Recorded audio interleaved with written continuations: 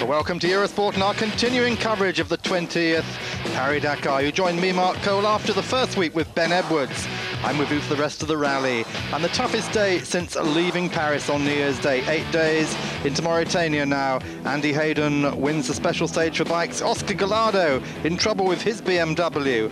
And Jean-Pierre Fontenay, he wins the stage and keeps the car lead of the rally overall for Mitsubishi.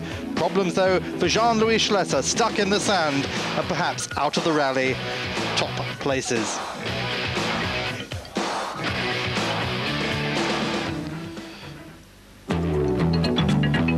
Well, let's have a look back at what happened yesterday on stage 7.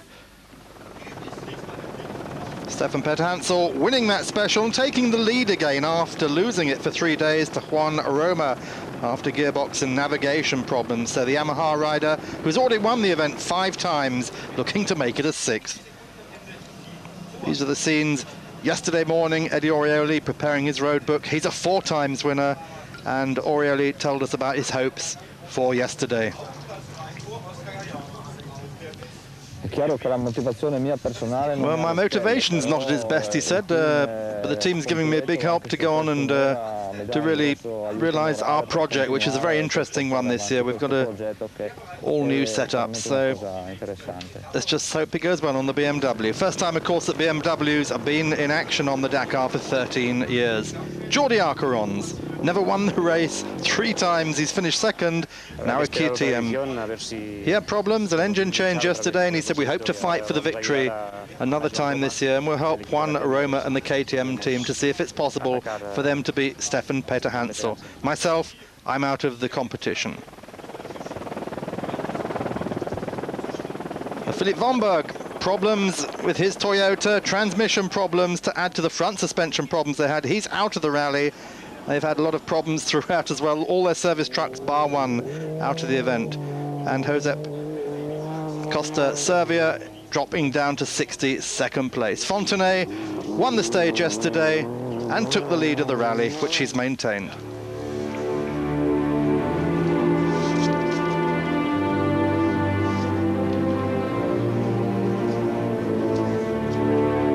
This is the scenery as they headed out of the Western Sahara into Mauritania to Zouerat, which is the iron ore town, the railway line connecting it with Nouadhibou, the port on the Atlantic coast.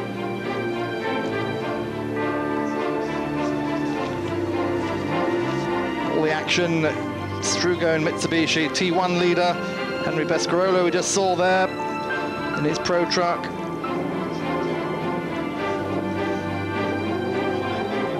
Akihiko Saka in the Isuzu, Gerard Massey in the Mitsubishi, Honda rider Eric Alanou going down, and Herbert Scheck, the oldest man in the rally, the German, 65 years old, on his 15th Dakar.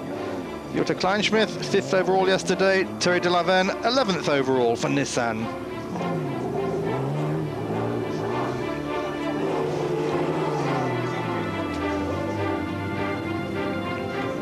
Philippe Bermudes crashed his Yamaha heavily yesterday. He was out of the rally, one of 11 who had to be taken back to Smara.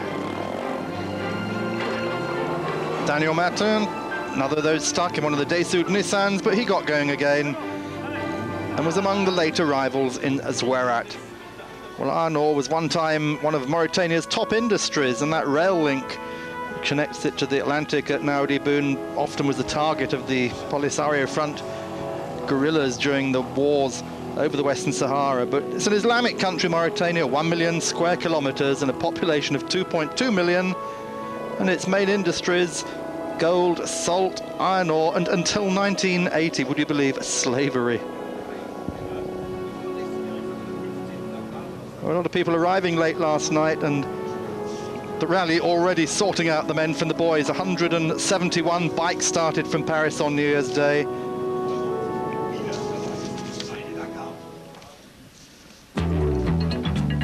Well, we'll find out how many are left as we look at today's stage. Let's start with the bikes. So 680 kilometers on this stage. It's the first of 3 marathon sections on the rally, and this is a 3-day marathon, which means no assistance on either tonight or tomorrow night.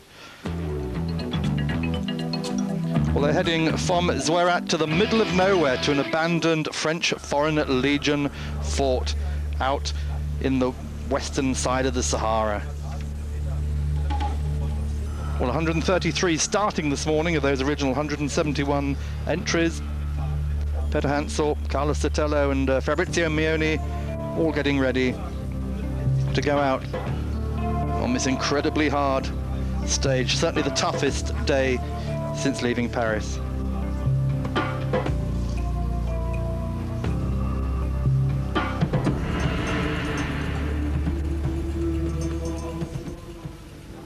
Va bien. Ah, fanculo. Vai. Vai GPS. Di merda. Porco di un cane. Jordi Acaron's on board saying we're at the end of the special stage and 14 kilometers from the end. Just look at the scenery they're going through today. This is the massive ergs, the shifting sand dunes of Mauritania. Australian Andy Hayden, the African Virgin as he's called, the man from Adelaide, privateer KTM rider and Australian safari winner. He wins today, takes his first special stage win as we talk to him after the end of the day. Oh, I loved it, yeah, great. I liked the scene, I liked the dunes. I had a good time, yeah, no problems. I think I buried my front wheel maybe twice, but I had no problems, had a good ride, yeah. Well, for Stefan Peter Hansel, lost on the stage, but would you believe kept his 49-minute lead. Peter Hansel, of course, on the 800cc twin Yamaha, about 80 brake horsepower. We talked to Peter Hansel about how things went for him. Well, it was difficult today. He said we had to cross these ergs, these shifting dunes with a huge and soft sand. Everyone had to ride together. It was impossible to make any difference really to the order today unless you have problems. And here they are all riding together, the KTM riders, distinctive orange and blue KTM jackets, about half of them factory bikes, all the rest like Andy Hayden, privateers. Hola, buenos días. On board with Jordi Acaron's. He said, here we are at the end of the special stage, 14 kilometers before the end. I've started from my best place in the overall standings, 130. There's a lot of people in front of me and a lot of tracks and a lot of directions to choose. Well, any of you begin PlayStations for Christmas, certainly PlayStations, there is a very good chance for a new game. Dakar on board. Number 19 there, Juan Roma of Spain. He's on board his KTM, 660cc, 65 brake horsepower, little less than the Yamaha twins, but of course they're lighter at 150 kilograms, so that makes up for a lot. Riding, incidentally, there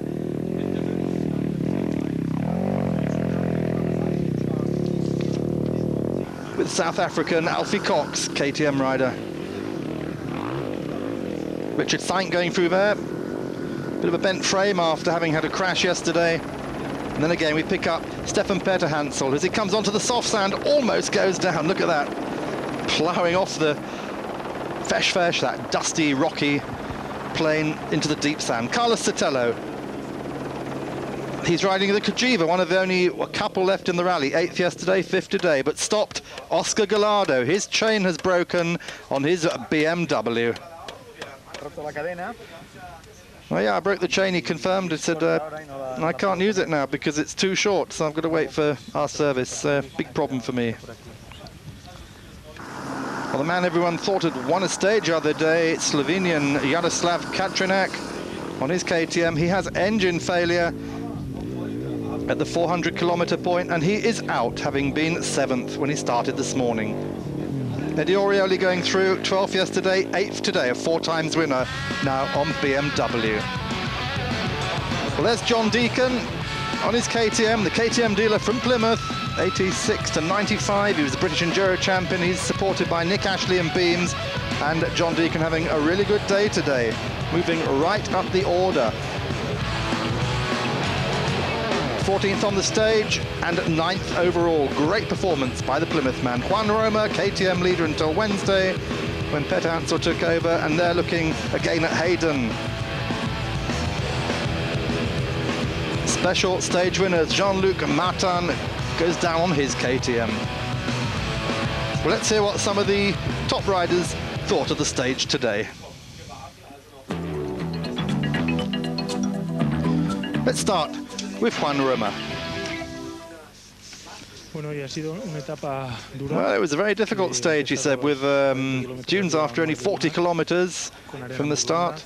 A lot of white sand, and I crashed 3 times. Okay, it was soft, but it holds you up.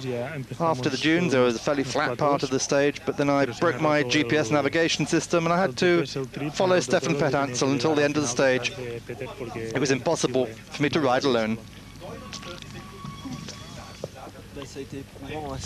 Stefan Pethansel. It was very tiring. He said it was quite a long stage of nearly 700 kilometers. It began with soft dunes, and I stayed stuck in the sand several times. I, of course, was the opening bike, and I'm the one who's the guinea pig. And we had a lot of off-road with camel grass, which is hard for our suspensions, hard on the arms and hands. At the end's an old track we used many years ago. It was better at the end, but very long and very difficult. Well, I've had a fairly good day right from the word go. Towards the first fuel stop, I've run out of fuel. It sort of slowed me back a little bit. I luckily had some in the bottom of my tank that I could get out. But from there here, it's been great. Like I love the dunes. I've had a good day. Besides the fuel problem, I've had a really good day. Yeah.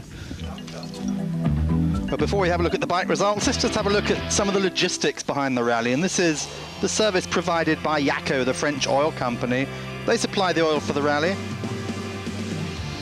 and they help everyone with servicing at these service areas. More importantly, they collect all the oil from the bikes, the used oil, which is taken back to France. They also do a lot of help in the villages. This, incidentally, is a light. Might look like a Richard Branson spectacular, but there's a light inside there to guide the bikes in the evening. The oil partner of this Dakar, and so we've noticed that a lot of bikers needed some technical assistance and some lights. So Yacco decided to create this special area here, where we bring two big lights of 4,000 watts, and every bikers can have a special suitcase where they can put all their technical parts and work all evening. This is not only technical assistance, but this will bring also psychological assistance to those riders, and we are very proud of that. One of the competitors, Uwe Renner, tells us just what a help this Yacco service is, carrying all their spares and their tools around for these privateers. Well, you have to work until about 1 o'clock or 2 o'clock in the morning most days, especially during the long marathon stages. Remember, there's no other help, so...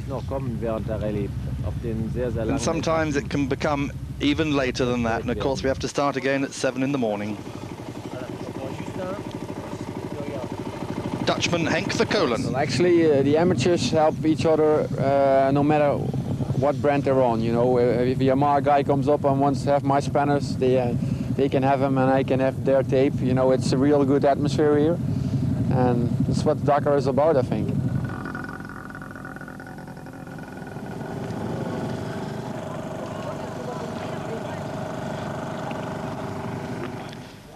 Well, let's have a look at the results after 8 stages, and there's confirmation coming up. Good win today for Andy Hayden there from Roma Saint Archerons, and the overall results: Stefan Pethansel just 49 seconds ahead of Roma and 13 minutes ahead of Miomi, 15 minutes ahead of Richard Saint. After the break, we'll have a look at the cars.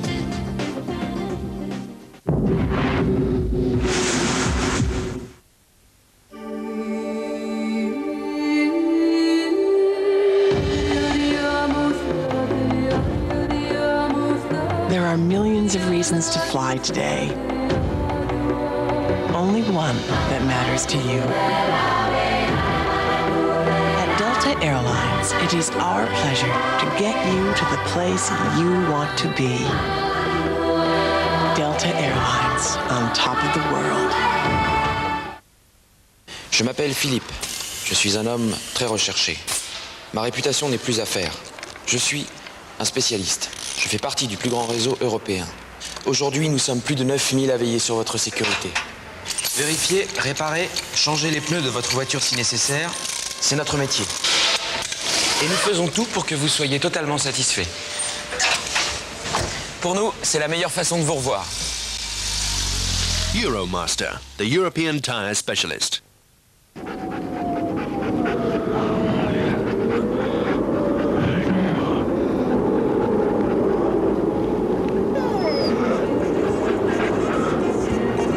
Surprised at just how far the new Mitsubishi Pajero will take you. Hi! So, how about a ride? The all-terrain vehicle that redefines freedom.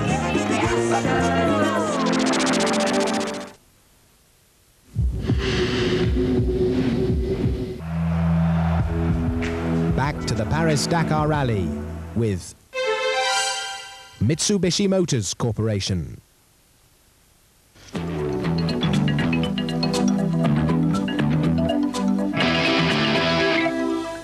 We're back with our coverage of the car section of the 20th Paris-Dakar Rally. Well, of the 115 cars that started on New Year's Day, 79 left. Here's one of them, Thierry de la Verne, T1 and T2 winner in years past. Thierry de la Verne telling us, well, it's a paradox, but we entered these 3 marathon days really impatiently, and it's really now desert with dunes. Philippe Alliot said we're nearly halfway, and it's a bit tiring for everybody. The next 3 days are going to be difficult. We saw yesterday that what we're going to be seeing over the next 3 days, that's to say dunes, a lot of sand, and very difficult but beautiful tracks.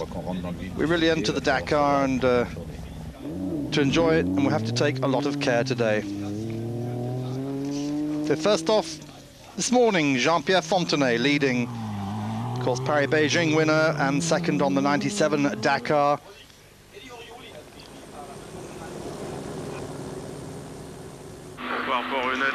As we see Henri Pescarolo on board, the man who's done 31 Le Mans, 24 hours, he's won no less than 4 of them, 300 brake horsepower out of his 5.9 Chevrolet, telling us it's a difficult June stage. Yesterday we got stuck. It wasn't significant though because the car goes through it. I'm worried about today because if we can't go through the dunes, it'll mean this kind of car, the Pro Truck, which is a Baja racer, is not really made for big sand dunes. So I'm not cool at the moment, and I'm focusing on what's coming up ahead. On board with Jutta Kleinschmidt. Stone Cap 135, head towards the cliff for 4 kilometers. Into what? Heading towards the cliff.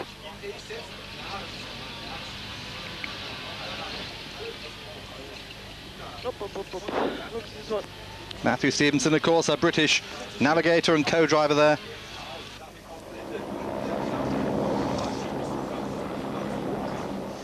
And then we pick up Jean-Pierre Fontenay with Jules Picard.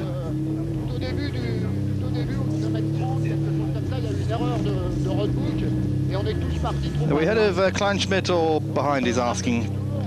What he said at the beginning is a mistake in the road book at 30 kilometers, and we all went on the right, so we had to come back about 1 kilometer, and on our way back we picked up a puncture. Going past another of the Mitsus there, looks like Shinazuka, or is it Sabi? No, it's Sabi. He's had a puncture. In fact, he had 2 punctures early in the stage, just 15 kilometers out, as did Fontenay. So problems for everybody today. Sabi third on the special stage after fixing these punctures, but second overall still to Fontenay.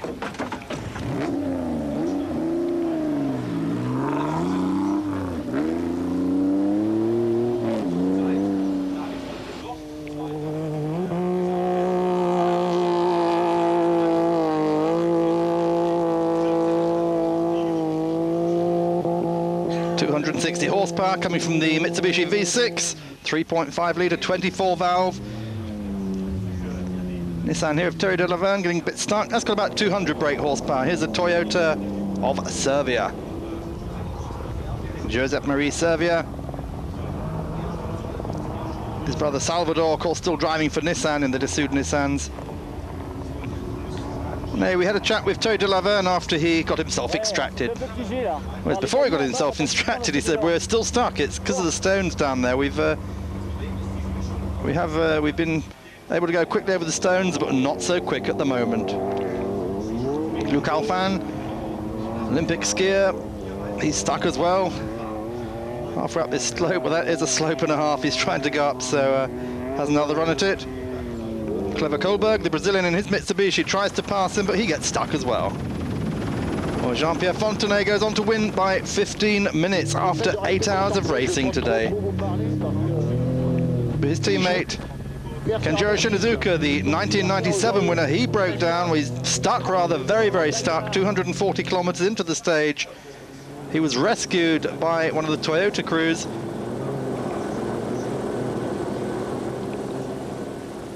And he loses a lot of time, but not for Fontenay. Problems for Schlesser as well. He was stuck more or less the same place as Shinizuka. He was also helped out by one of the Toyota crews that was stuck there. He was also around 240 kilometers, so it looks like he and Shino are going to be out of the podium finish points. That was Matsuoka, 4th on the special stage after Shino got stuck. That's Jacques Houssio in another of the Dassault Nissans. The French Nissans running in 16th place comes by. We talked to the top drivers about their days.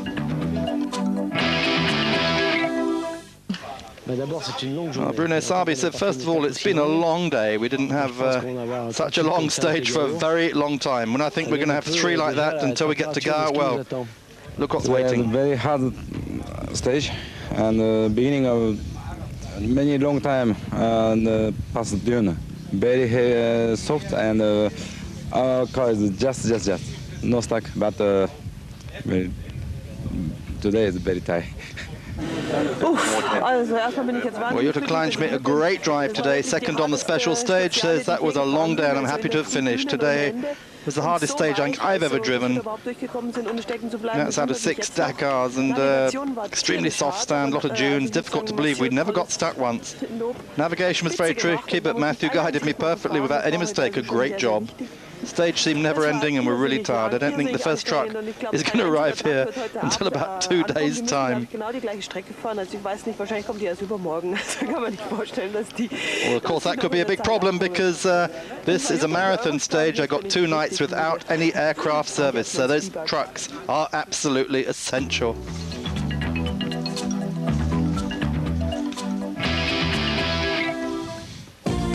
There are the results, so Fontenay, Kleinschmidt, Sabi, Matsuoka and Shinizuka taking the top 5 places in the stage. Shinizuka lucky to have taken that after being stuck so long, and Schlesser, you notice, right out of the top 10 on the stage today.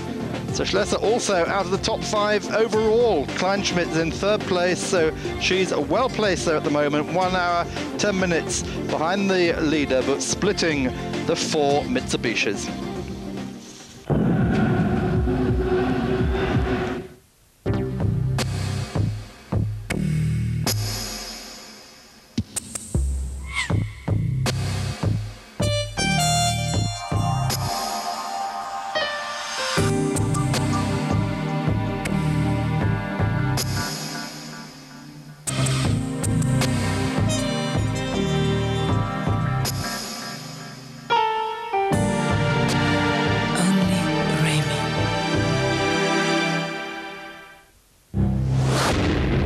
Box.